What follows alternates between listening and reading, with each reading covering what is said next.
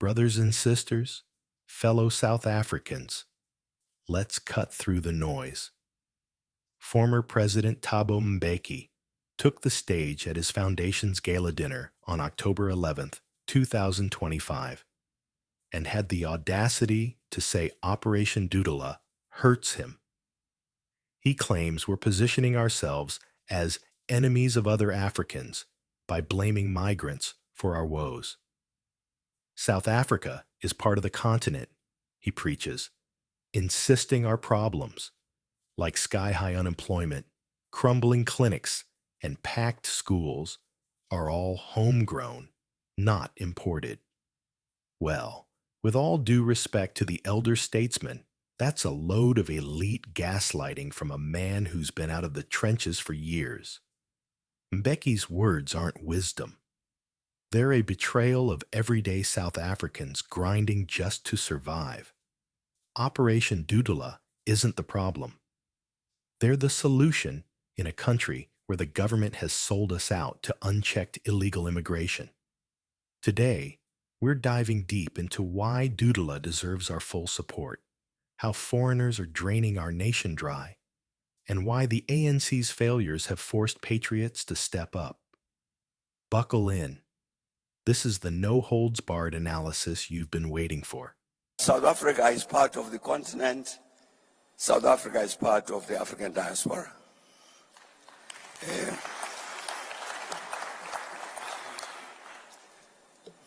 That's part of what hurts me when I see things like Operation Dudula. It hurts. We can't position ourselves as though we're enemies of other Africans. It's not right. There are problems we've got to solve in this country, and we can't say those problems are solved by people who have migrated to South Africa. We've caused problems. I thought I should just update you on this. Izolo was the 10th of October. As you would know, that South African Human Rights Commission summoned us to court, and we went to court.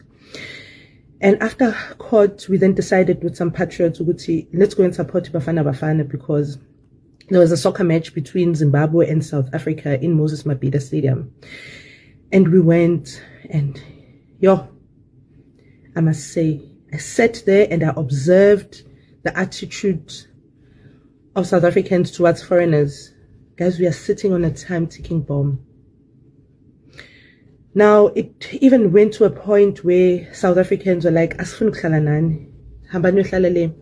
Now, this was because of the attitude, the arrogance. Some Zimbabweans badelela, guys. And some South Africans are like, not here. That was the attitude that I've observed is all. South Africans are hurtful. And, if government is not going to do anything about this immigration crisis we are facing as a country, we are on a time-ticking bomb. It's going to explode anytime soon. And I don't think government is ready for that. First off, let's talk government betrayal, because that's where this mess starts. For decades, the ANC has treated our borders like a welcome mat for the world. Home Affairs deported just 46,898 illegals in the 2024/25 financial year, costing taxpayers a whopping 80 million rand. Sounds like a lot? Not when estimates peg undocumented migrants at nearly 4 million. That's over 6% of our population, folks. We're talking porous fences along the Limpopo and Bait Bridge, where smugglers and syndicates waltz in daily. Corruption's rife. Bribed officials turn a blind eye. And even when caught, deportations are a drop in the ocean. Remember, this is the same government that promised to crack down on illegal miners. Yet thousands of foreign criminals still run underground empires, fueling violence in places like Johannesburg and Rustenburg. Mbeki's ANC legacy? Policies that prioritized African unity over SA sovereignty, letting in waves from Zimbabwe, Nigeria, Somalia, and beyond without checks. Now, in 2025, unemployment sits at 32.9%, with over 8 million jobless. Many low-skilled gigs snatched by illegals willing to undercut wages in construction, spaza shops, and farms. That's not unity, that's economic sabotage. Now, zoom in on the real pain. Our clinics and hospitals are war zones because of this influx. Public health care is already on life support. Budget cuts, staff shortages, and corruption siphoning funds. Add millions of undocumented foreigners, and it's chaos. Reports from July 2025 show illegals being turned away at clinics in Gauteng. But why? Because they're overwhelming the system. Take the recent bust on October 12th. 2 Zimbabwean nationals arrested in Midrand with a bakkie stuffed with hundreds of meds from public facilities. ARVs, antibiotics, you name it, headed for smuggling back home or to street dealers cooking up drugs. This isn't isolated. Buses overturning reveal stashes of stolen drugs, while our grannies wait hours for basic care. Foreign nationals, many illegal, cost us hundreds of millions in free services annually, per government figures. And schools? Millions of foreign kids enrolled in the GP province alone, while SA children get crammed 50 to a class or get turned away. Dudula's plan to block undocumented kids in 2026 isn't cruelty. It's protecting our future. Without borders, we're subsidizing Africa's problems at our kids' expense. Enter Operation Dudula, the patriots we need. Founded to put South Africans first, they're not vigilantes. They're enforcers where the state fails. Look at their wins.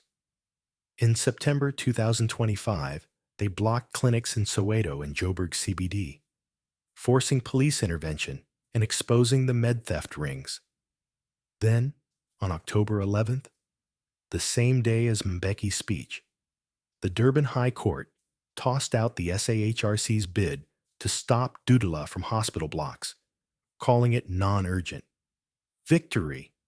Zandile Dabula's crew exposed a Daily Sun journalist peddling lies to discredit them. And now lawsuits are flying against media hit jobs. Online, the support's exploding. X posts from October 13th alone show thousands praising Dudula after that Zim Med bust. Thanks for saving our health system. One says, stand up, Dudula can't do it alone.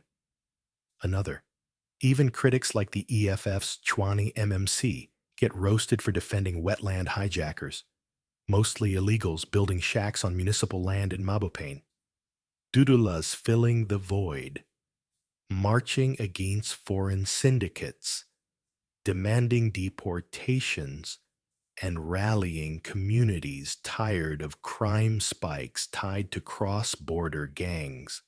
But let's address the haters head-on. Mbeki calls Dudula hurtful? What's hurtful is watching our youth unemployed while foreigners run informal empires.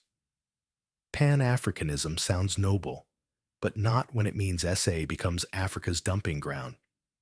Critics scream xenophobia, but Dudula targets illegals and criminals, not all Africans. Remember, SA hosted refugees post-apartheid, but now it's unsustainable. EFF, ANC, even DA mouthpieces defend this madness, like when Fikile Mbalula called illegals a ticking time bomb in 2023, then flip-flops. Media bias is real. When Dudula acts, it's vigilante thugs. When foreigners get busted, it's crickets. Public sentiment? Afrobarometer polls show 60% see immigration as a major issue, and ex-buzz post-Mbeki is 70% pro-Dudula in township echoes. We love and support Dudula. Vote them in millions. They're not dividing Africa. They're saving SA from collapse. Deep down, this is about sovereignty. Our forefathers fought apartheid for a free SA, not a free-for-all. Dudula embodies that fight. Grassroots, unapologetic, effective. If government secured borders, ramped deportations to match the 4 million threat, and prioritized citizens in jobs, clinics, and schools, Dudula wouldn't need to exist. But until then, they're our shield. So, what's next? Join the movement. Support Dudula's 2026 election push. March with them, share the truth. We owe it to our kids to reclaim SA. Mbeki, if it hurts, good. Maybe it'll spur action. South Africa first, always. Who's with me? Watch the video on your left to see General Mkhwanazi explain how he almost lost his life. Don't forget to hit the like button, subscribe to the channel, and hit the notification bell. Until next time.